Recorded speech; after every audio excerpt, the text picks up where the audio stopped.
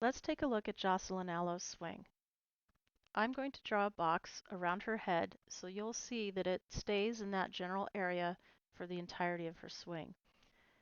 As she lifts her leg to stride, she's coiling into that back hip, but staying balanced and not falling over. As she begins to stride forward, you'll see that back elbow work its way behind her body. Front foot comes down and plants, which starts the rotation. At contact, you'll see her head, eyes, back elbow, back hip, and back knee all in alignment, and her hands over the ball. Notice how she doesn't straighten her arms until well after contact. So she hit with a bent back elbow, and then when she straightens that extension here, then she lets her hands roll over and follow through over her shoulder. Notice her front knee is not bent, and her weight is still over the center of her body and slightly back. Hi, Callie. Coach Elisa here. Let's have a look at your swings. All right, getting set up. Oh, gotta move the camera. There we go. Okay. So I really like your starting arm position. I'd like to see a little bit more coil to pull that elbow back a little bit, but in general, I like the arm position you're starting in. So that looks good. Now, one of the problems that I'm seeing in your swing is the lower body. So it looks like you're stepping forward and you're actually striding a little bit too wide. So your feet are getting too far apart and you're stepping forward and your head is traveling forward with you, so you're not controlling your weight and keeping it in the center. And then you're bringing your back leg along for the ride because you're getting so far out, your step is going so far out that your backside is having to catch up with it. So rather than allowing the back hip to rotate, that leg is just moving forward. And then sometimes the rotation doesn't even start until you're getting, following through at the end of your swing.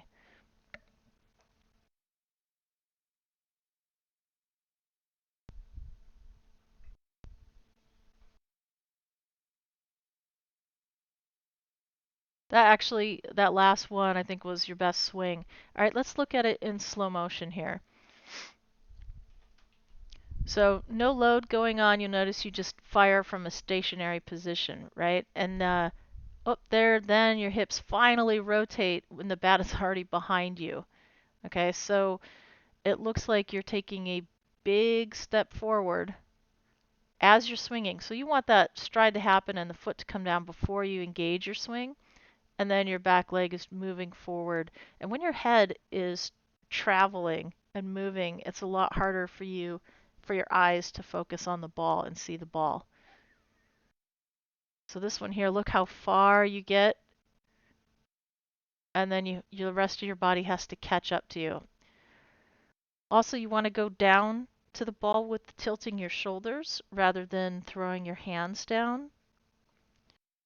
In most of your swings, your hands are casting out a little bit, like the bat's just getting a little bit too far away from you and a bit disconnected. So we can't really get you connected until we get you actually rotating on that back hip. So right now, the stride is just too long and you're moving forward and the back leg's just along for the ride. And it covers a lot of distance. There, and then you rotate at the end and almost fall over there.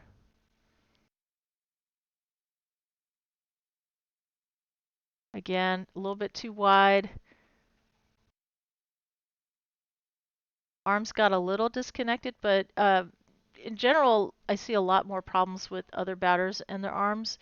But your arms are in a decent place to start, so that's encouraging and that's good. But we definitely need to work on the lower half and figuring out how to get that more consistent to shorten your stride a little bit and to get you rotating on that back hip. See, and you're just kind of like your whole body is lunging forward on that swing. And here's the last swing, which I think is your best swing, is with your arms. But we just need to fix the lower body because I like how your arms engage and you keep that bat nice and tight to your shoulder. It's a nice compact swing, good path, and that was actually a really good hit. You just didn't use a lot of lower body. So when you do, you'll have more power.